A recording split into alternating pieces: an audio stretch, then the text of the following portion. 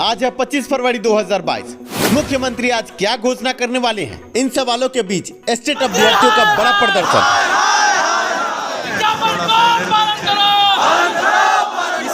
आज गर्दनीबाग में एस्टेट इनमेरिट अभ्यर्थियों का बड़ा आंदोलन हुआ। अभ्यर्थियों की बड़ी मांग हो नोटिफिकेशन का पालन। इस बीच अखबार के हवाले से शिक्षा मंत्री का बड़ा बयान भी आया। शिक्षा मंत्री ने कहा कि एस्टेट अभ्यर्थियों को भ्रमित होने की आवश्यकता नहीं, पर भ्रमित तो शिक्षा मंत्री खुद कर रहे हैं, नोटिफिकेशन के साथ खिलवाड़ करके। नोटिफिकेशन को ताक पर रख के शिक्षा मंत्री नौटंकी में लगे हैं, पर ये नौटंकी हाईकोर्ट पटना के सामने टिक नहीं पाएगी। और नौटंकियों के बीच पटना हाईकोर्ट में एस्टेट पीआईएल की बड़ी सुनवाई आज होने वाली थी, पर विभिन्न कारणों से सुनवाई टली। अब 28 फरवरी 2022 को ये केस फिर से लिस्ट पर होगा। आम एस्टेट इनमेरिट अभ्यर्थी एस्टेट पीआईएल की सुनवाई के इंतजार में है। अब देखना यह है कि 28 फरवरी 2022 को एस्टेट पीआईएल कितने नंबर पर लिस्ट पर होता है। आज ये केस 55 नंबर पर लिस्ट पर था। ऐसे में अधिवक्ता से जो हमारी बातचीत हुई है, 52 से 53 नंबर तक केस आज सेकंड हाफ में देखा गया और इसके बाद कार्रवाई को स्थगित किया गया और अब सोमवार के रोज 28 फरवरी 2022 को अगली तारीख मुकर्रर की गई है। देखना यह है कि 28 फरवरी को आगे क्या निकल कर आता है। आज है 25 फरवरी 2022। आज के संबंध में कई बड़े पत्रकारों द्वारा ये कहा गया था कि आज कोई बड़ी घोषणा होने वाली है और मुख्यमंत्री खुद 7वें चरण के संबंध में कई बड़ी घोषणाएं करेंगे। शिक्षा सुधार ने इस संबंध में आपको पहले ही ये आगाह किया था कि आज कोई बड़ी घोषणा होने वाली नहीं है। जो बड़ी बड़ी बातें बड़े बड़े पत्रकारों द्वारा की गई थी, वो सभी बड़े धमाके नहीं, फुसकी बम आज साबित हो गए। ऐसे में शिक्षा सुधार ने आपको पहले ही आगाह किया था कि आज कोई भी बड़ी घोषणा होने वाली नहीं है। ऐसे में पिछले दिनों हमने आपको आगाह किया था कि प्राथमिक शिक्षक बहाली में अभी 6ठे चरण में रद्द नियोजन इकाई की काउंसलिंग ही अभी बाकी है, तो कैसे 7वां चरण और कैसे कोई बड़ी घोषणा।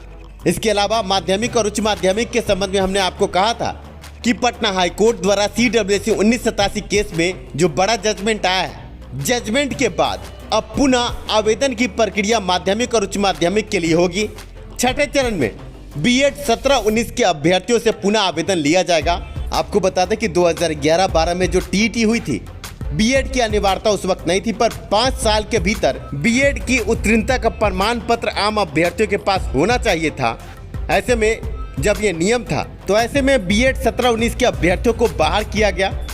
ऐसे में पटना हाईकोर्ट में बड़ा केस हुआ और अभ्यर्थियों ने जब अपनी फरियाद पटना हाईकोर्ट में रखी, ऐसे में हाईकोर्ट ने नियम और प्रावधानों को देखा और नियम और प्रावधानों के हिसाब से ऐसे अभ्यर्थी जिनकी परीक्षा 2011-12 में रद्द हुई थी और 13 में जाकर परीक्षा हुई थी, उन अभ्यर्थियों को 17-19 सेशन में बीएड करने पर भी आगे नियुक्ति प्रक्रिया में लेने की बात की। पर अन्य अभ्यर्थियों के संबंध में जजमेंट में ये बात लिखी गई है कि नियम के विरुद्ध 2011-12 एस्टेट अभ्यर्थियों को मौका नहीं दिया जाएगा। हालांकि 2013 के अभ्यर्थियों को मौका दिया गया है और 2011-12 एस्टेट अभ्यर्थियों के संबंध में ये टिप्पणी की गई है कि संबंधित इकाई से शिक्षा विभाग से संपर्क कर गुहार लगाए। आगे शिक्षा विभाग के विवेक पर है कि इनको मौका दिया जाए या नहीं दिया जाए। ऐसे में 2011-12 एस्टेट अभ्यर्थियों के लिए बड़ी खबर यह है कि शिक्षा मंत्री आगे मौका देने को तैयार हो गए हैं और इस संबंध में विभागीय बैठक जारी है और आगे कुछ ही दिनों में आम अभ्यर्थियों के संबंध में खुशखबरी मिलेगी। पर इन सब दांव पेचों के बीच में बड़ी बात यह है कि हाईकोर्ट पटना ने नोटिफिकेशन और नियम का सम्मान किया कि नियम के हिसाब से 2013 एस्टेट उत्तीर्ण अभ्यर्थियों को यह मौका मिलेगा क्योंकि उनकी परीक्षा बाद में हुई है।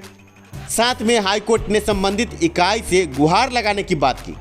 पर आप ये समझिए कि एस्टेट 2019 में नौटंकी बाद शिक्षा मंत्री नोटिफिकेशन ही नहीं मानते, मतलब कि ये नियम और कानून से बड़े हैं।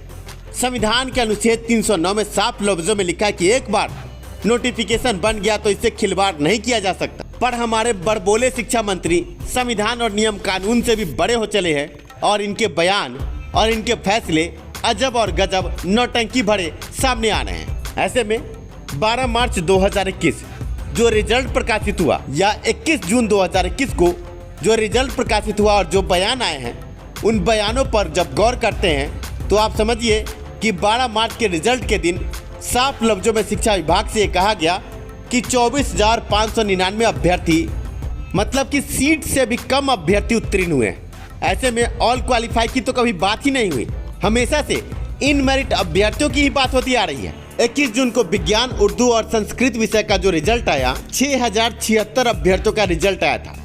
कुल मिलाकर 30,675 अभ्यर्थी, मतलब जो इन मेरिट में है उन्हीं के बारे में बार बार चर्चा की गई है। कभी भी ऑल क्वालिफाई की तो बात ही नहीं की गई। अब आते हैं प्रमाण पत्र पर। जो प्रमाण पत्र 22 फरवरी 2022 से वितरित हो रहा है, आप प्रमाण पत्रों को गौर से देखें। नॉट इन मेरिट अभ्यर्थियों के कॉलम को हटाया नहीं गया और प्रमाण पत्र के पीछे क्या लिखा है ये भी देख ले। प्रमाण पत्रों के पीछे साफ लफ्जों में ये लिखा गया है कि merit list is prepared on the basis of subject wise available vacancies. The number of candidates in the merit list is equal to number of vacancies in that subject. कुल क्वालिफाई अभ्यर्थियों की संख्या 80,402 है, जिसमें से 49,727 अभ्यर्थी सिर्फ क्वालिफाई है, वो मेरिट लिस्ट में नहीं है। बड़ी बात यह है कि सीट नोटिफाइड है, मतलब कि 37,500 सीटें हैं। और आप समझिए कि 12 मार्च और 21 जून को जो रिजल्ट प्रकाशित किया गया, 30,675 अभ्यर्थी, जो सीटों के अनुपात में कम अभ्यर्थी इन मेरिट में उत्तीर्ण हुए हैं। और शुरुआत से लेकर अंत तक अभी तक नॉट मेरिट की कहीं बात ही नहीं है। शिक्षा मंत्री अंत समय में आते हैं और इसे पात्रता घोषित करते हैं और 49,727 अभ्यर्थियों को भी इसमें जोड़ने की बात करते हैं। आप ये समझिए कि 37,500 सीट है और इसमें अतिरिक्त 49,727 अभ्यर्थियों को जोड़ने की बात शिक्षा मंत्री कहते हैं, पर कभी भी रिक्ति को बढ़ाने की बात नहीं करते। आप ये समझिए कि शिक्षा मंत्री पात्रता की बात करते हैं और 49,700 अतिरिक्त अभ्यर्थियों को नियोजन इकाई में भेजने की बात करते हैं। 37,500 सीटों पर शिक्षा मंत्री सीधे तौर पर फर्जीवाड़े को बढ़ावा दे रहे हैं। छठे चरण में नियोजन इकाई में 5 से 7 लाख में सीट बिके हैं और अब 7वें चरण में शिक्षा मंत्री ही चाहते हैं कि 10 लाख और 15 लाख में एस्टेट अभ्यर्थियों की सीट बिके। अगर शिक्षा मंत्री की मंशा साफ होती तो सीट बढ़ता और मेरिट रिकैलकुलेट होता और जो भी नॉट इन मेरिट अभ्यर्थी वो मेरिट में आते हैं, पर सीट बढ़ाने पर कभी भी शिक्षा मंत्री चर्चा नहीं करते, सिर्फ नियोजन इकाई की बात करते हैं। ऐसे में ये बड़ा सवाल मैं नीरज पूछना चाहता हूँ शिक्षा मंत्री से, क्या आपका भी हिस्सा है इस नियोजन इकाई के खेल में, जो आप चाहते हैं कि नियोजन इकाई की तरफ आम अभ्यर्थी भीड़ बनाकर जाए और 10 लाख 15 लाख में सीट खरीद बिक्री हो? और क्या आपको भी ये पैसा पहुंचेगा?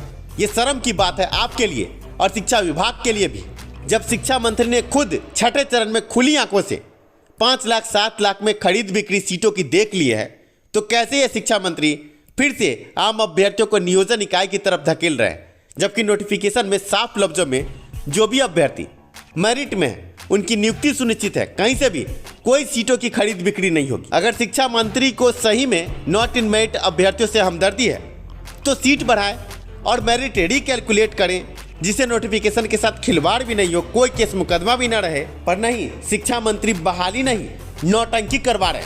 अभी भी होश में आए शिक्षा मंत्री।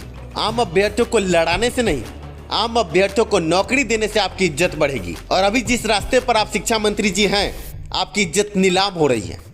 आशा है आम अभ्यर्थियों को यह वीडियो पसंद आया होगा। वीडियो पसंद आया तो लाइक जरूर करें। मिलते हैं अगले वीडियो में। शिक्षा में सुधार हो, सभी के पास रोजगार हो, इसी नारे के साथ।